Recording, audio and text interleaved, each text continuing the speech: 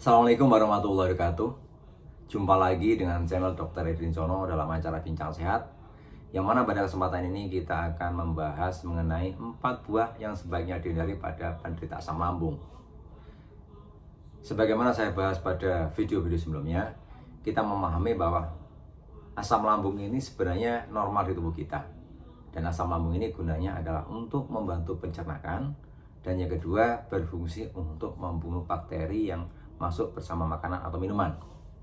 Tapi apabila jumlah berlebihan, maka asam lambung ini jadi masalah, baik di lambung sendiri atau mungkin ketika asam lambung naik ke kerongkongan karena ada gangguan pada klep yang menghubungkan antara lambung dengan kerongkongan. Jadi inti dari asam lambung ini problemnya ada dua. Yang pertama adalah jumlah berlebihan, yang kedua apabila terjadi gangguan pada klep yang menghubungkan antara lambung dan kerongkongan sehingga asam lambung naik ke kerongkongan.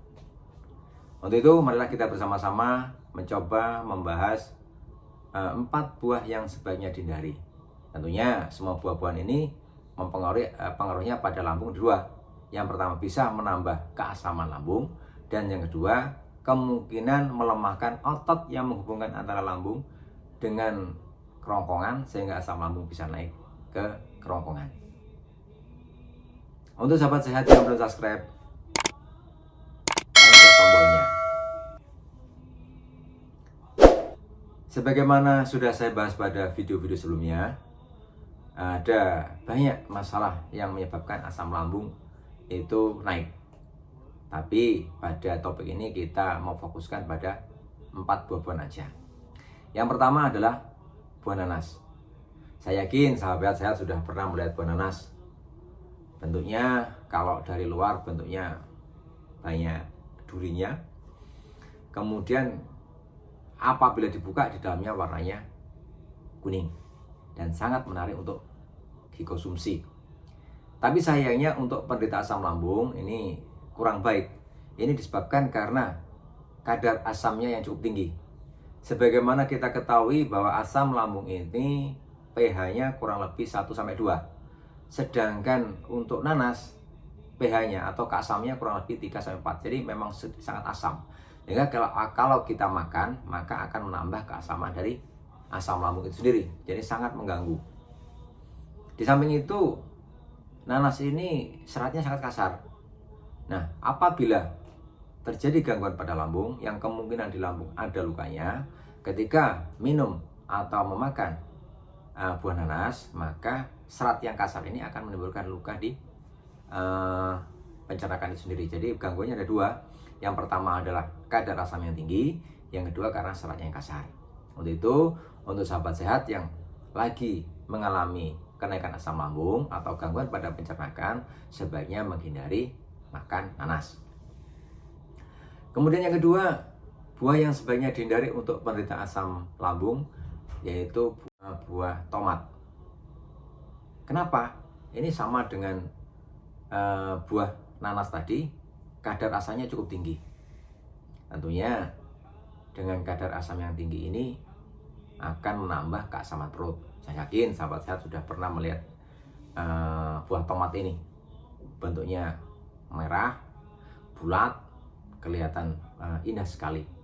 Dan kesannya memang menggoda untuk kita makan. Dan kita melihat buah tomat ini dipakai untuk berapa macam masakan di dapur. Jadi ibu-ibu saya rasa di dapur sering melihat buah tomat ini. Bisa dibuat buat untuk sambal tomat, bisa juga dicampur dengan jus, dibuat jus tomat, sehingga buah ini tidak asin. Tapi sayangnya asamnya lumayan tinggi. Jadi kalau kita menderita asam lambung, sebaiknya menghindari makan tomat ini.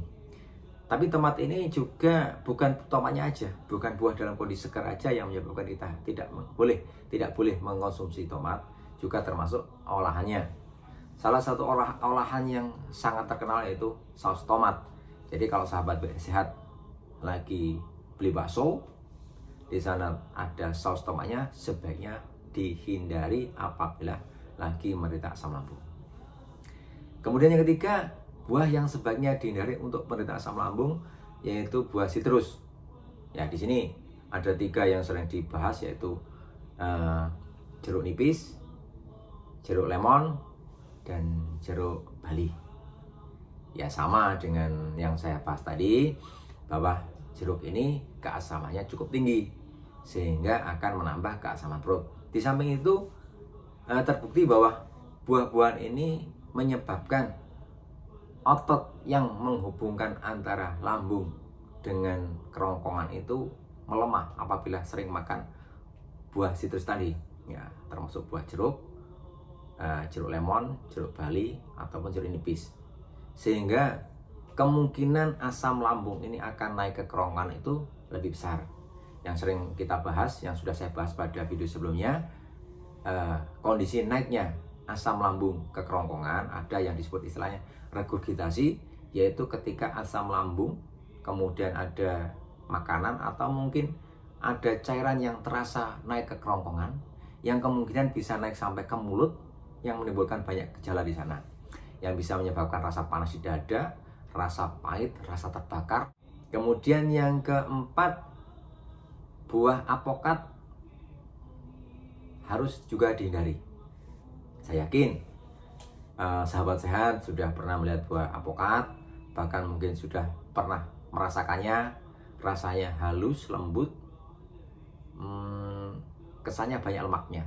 Yang benar, buah apokat ini sangat baik untuk kesehatan sebenarnya karena mengandung lemak dan bentuknya yang seratnya halus, lembut. Ini juga untuk pencernaan juga gampang. Hanya sayangnya karena buah apokat ini merangsang produksi hormon kolistokinin. Ini lemaknya ini merangsang produksi hormon kolistokinin, dan hormon kolistokinin ini sifatnya melemahkan otot klep yang menghubungkan antara lambung dan kerongkongan. Jadi apabila kita makan buah apokat ini berpotensial terjadi regurgitasi, yaitu kondisi di mana ada kenaikan asam lambung, cairan atau makanan ke kerongkongan karena klepnya melemah. Cukup sekian informasi kami, semoga bermanfaat. Wabillahi taufiq wal hidayah. Assalamualaikum warahmatullahi wabarakatuh.